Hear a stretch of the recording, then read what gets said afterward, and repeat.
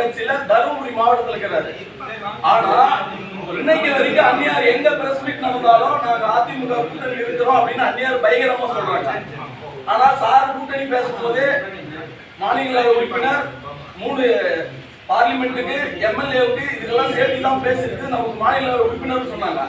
ஆனா நேற்று பிரஸ் மீட்ல கேட்கும் போது எடப்பாடியார் கிட்ட மாநில சீட்டு தேமுதிக கேட்கறாங்க, நோ கமெண்ட்ஸ் போறாரு.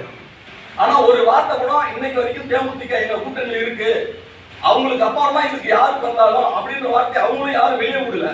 ஆனா எடப்பாடியார் மட்டும் அமைதியா இருக்கிறாரு.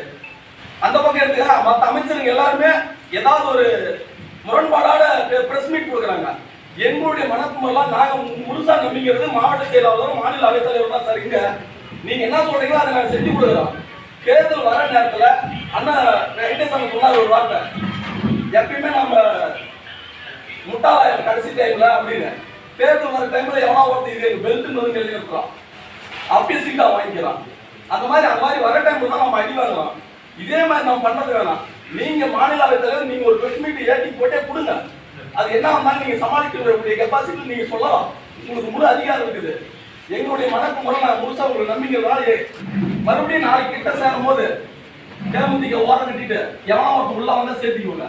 அவங்க வாயத்திற்காக தந்திரமாக்குறது இதுதான் எங்களுடைய மனக்குமுறை நான் வெளியே சொல்றது சார். அதுக்காக தான் பிரஸ் மீட் எடுத்து நியாயமா போட்டா நியாயமா இருக்கும்.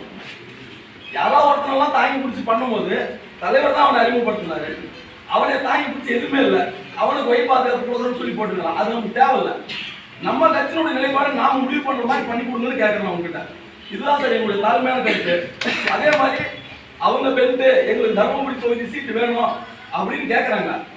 இந்த செயற்குழு பொதுக்குழு எப்படினாலே அண்ணனுக்கு வந்து சீட்டு கொடுக்க மாட்டாங்க. பாலவட்டு வரலாலையும் சீட்டு கேட்டா எம்எல்ஏ சீட்டு நான் எடுத்துன்னு மீதி தான் அப்படின்வாங்க.